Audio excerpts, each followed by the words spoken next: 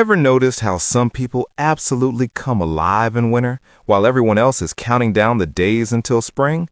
They're not just tolerating the cold and darkness, they're genuinely thriving. And if that's you, there's actually some fascinating psychology behind why winter feels less like surviving and more like finally being able to breathe. Let's start with something called seasonal preference theory.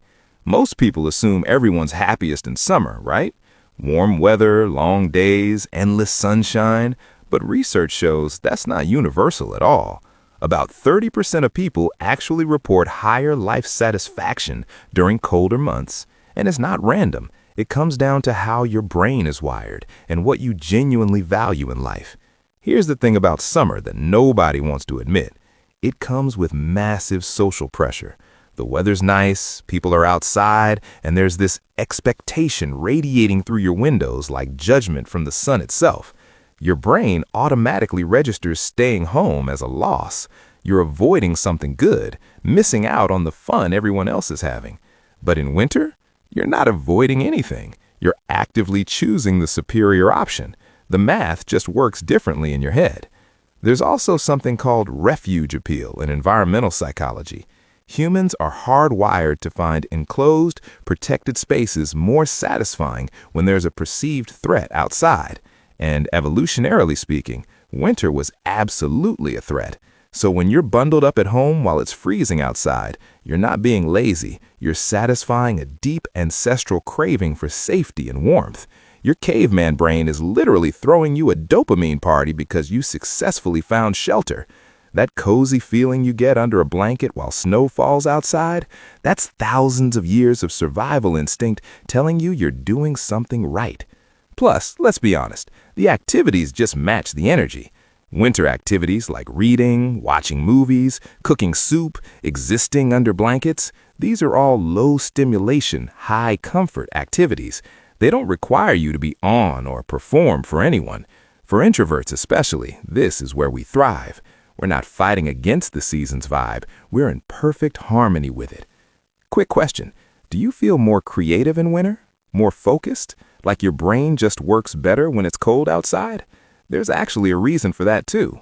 Winter is basically an introvert's natural habitat. And here's why. Social expectations shift dramatically between seasons. In summer, if you're not out there living your best life, posting sunset photos, attending barbecues, being aggressively social, you feel weird about it. Society has collectively decided that summer equals fun, and fun equals being around people constantly. And for introverts, that's absolutely exhausting. It's like the world has agreed that your preferred lifestyle is somehow wrong for 3 entire months. But winter gives you a free pass. Sorry, I can't make it. It's too cold. Nobody questions this. I'm staying in tonight. Perfectly acceptable. Winter provides social cover for the lifestyle you wanted all along.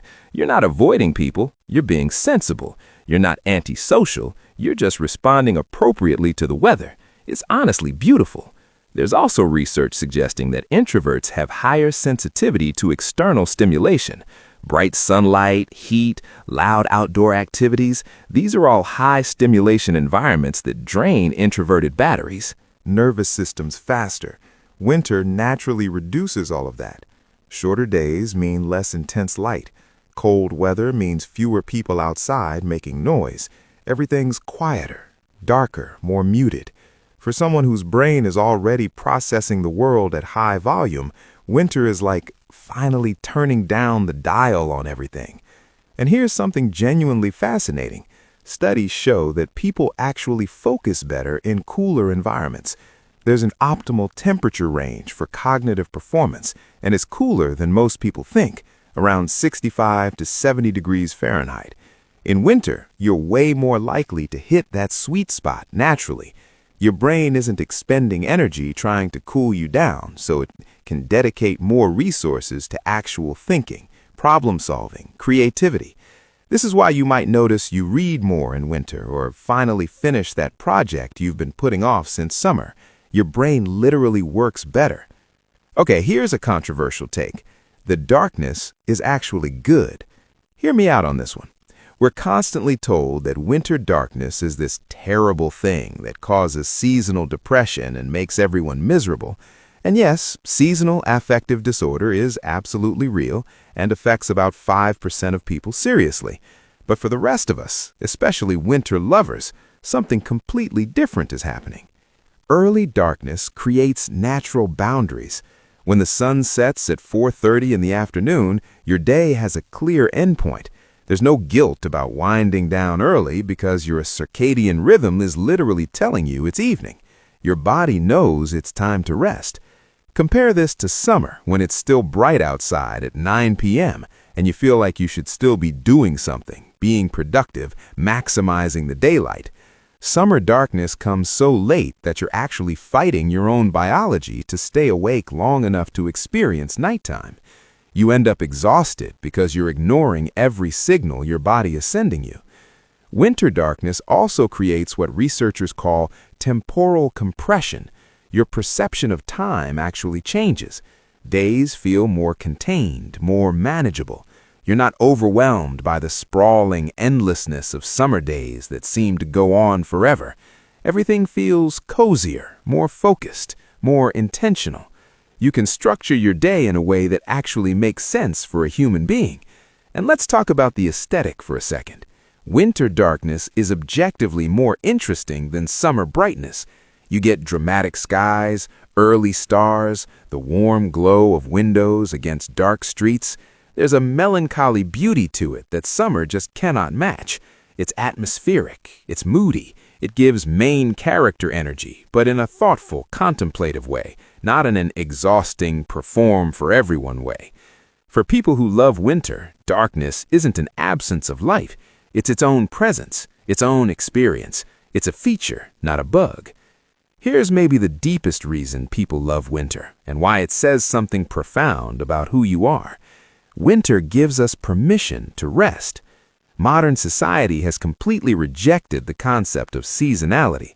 We're supposed to maintain the same energy, productivity, and social output all year round, 12 months straight. But that's not how humans evolved. For thousands of years, winter was a time of conservation.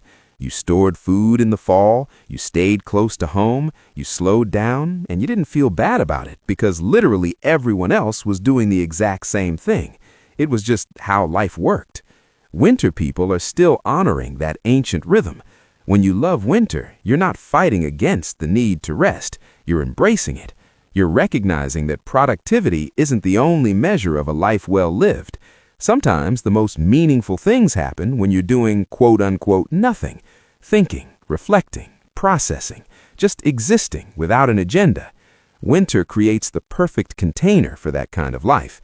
And for introverts, who often feel guilty about needing alone time to recharge, winter legitimizes that need completely. You're not being selfish or antisocial or weird. You're responding to the season. You're being human in the way humans were designed to be. So if you love winter, what does that actually say about you as a person? It says you value introspection over constant stimulation. It says you understand that coziness and comfort are legitimate forms of happiness, not just things to feel guilty about. It says you're comfortable with darkness, both the literal kind and the metaphorical kind. It says you don't need external validation or a packed social calendar to enjoy your own company. And honestly, in a world that's always demanding more, brighter, faster, louder, that's actually pretty powerful. You're choosing depth over noise. You're choosing quality over quantity. You're choosing to live in alignment with what actually makes you feel good instead of what you're supposed to feel good about. So next time someone asks why you love winter, you can tell them it's not despite the cold and darkness, it's because of it. Winter people understand something that everyone else is missing. We're not sitting around waiting for life to start again in spring. We're already living it, fully and intentionally, right now. If any of this resonated with you, do me a favor. Hit that like button so I know you're out there. Drop a comment telling me your favorite thing about winter, and subscribe if you want more content about understanding yourself better. And here's your action item for today. Tonight, or whenever you have a quiet moment, actually lean into it. Don't feel guilty about it. Make yourself something warm, get comfortable, and just enjoy being exactly where you are. That's it. That's the whole assignment. Thanks for watching. I'll see you in the next one.